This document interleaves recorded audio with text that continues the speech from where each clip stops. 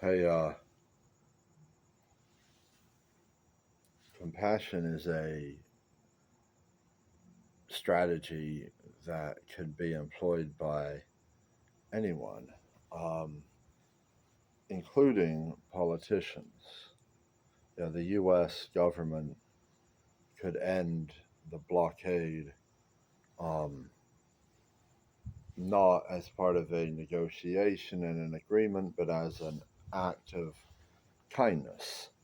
Um, because acts of kindness um, count for something.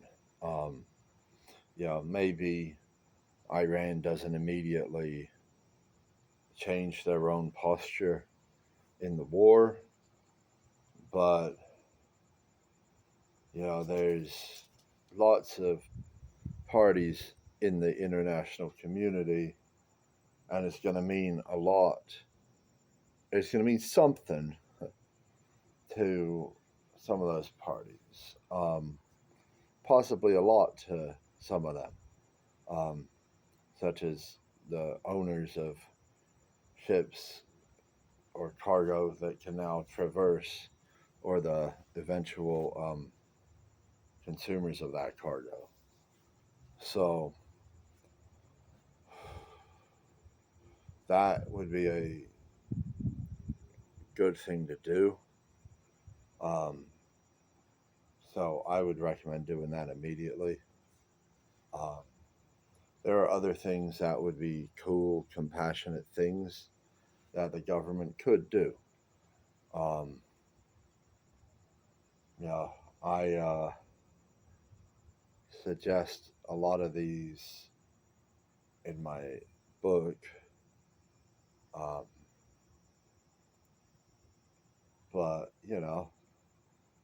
they could return Alcatraz Island to the Native Americans, as one example. They could do the same with Mount Rushmore, just not as part of an agreement, just here you go. And what would be done? I mean, we'll have to see, right? I mean, because when you show someone a kindness, you give that person a chance to demonstrate their own honor. Um,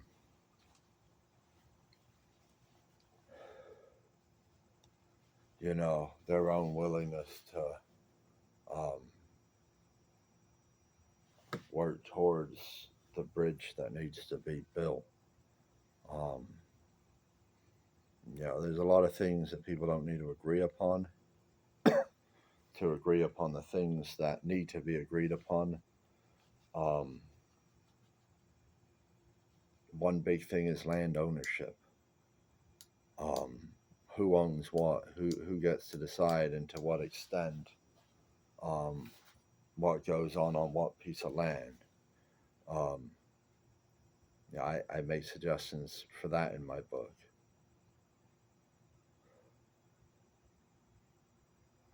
So these were just some things I was thinking about, because the strategy always seems to be either force or some kind of strong arm agreement, and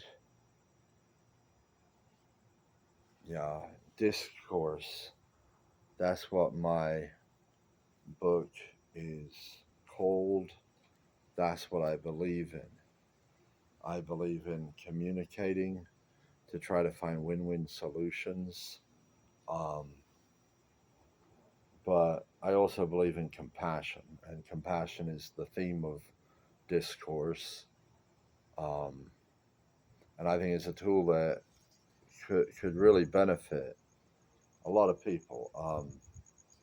And you can talk about, the opponent, the political opponents of the current regime, um, and you could talk about the cruelty they've shown by dehumanizing, um, we libertarians, us libertarians, and seemingly anyone else who doesn't conform to their views on um, how things should be.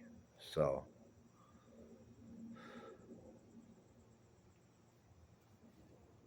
I'm wearing a Pat Tillman Run T-shirt, Never Stop. If you don't know, Pat Tillman was an ASU Sun Devil, later an Arizona Cardinal, who postponed his NFL career to serve in the U.S. Armed Forces. He died from friendly fire, um, I believe, in Afghanistan. Um, and every year they do a run, 4.2 miles, which his number was 42 at ASU. Um, and I ran it a couple years. Well, I've had this knee issue. Today was the first day I ran on it in a long time. I only ran about 3/4 of a mile, um, but I was glad I was able to do that. The way my knee was, I didn't know if running would be part of my future, but something inspired me to run a few steps the other day, and my knee held the weight, and I said, I'm going to give it a go. And somehow I made it the 3/4 of a mile. And then I did a little cool down walk, and um, that was real cool because these injuries have sucked. Because that was a big part of my routine was some of these walking and other things that I was exercising. Um, so some of that's been limited, but I'm getting back to it. So um, let's let's not have more Pat Tillmans, man. Let's bring the guys home safe. Um, let's create economic opportunity domestically so that people can be employed um, in nonviolent occupations rather than risking having to take a bullet, on the other side of the world. So um, this is Memorial Day week. Memorial Day was, what was it? Monday. So today's Wednesday. So 2 days ago. So God bless those who've died in combat.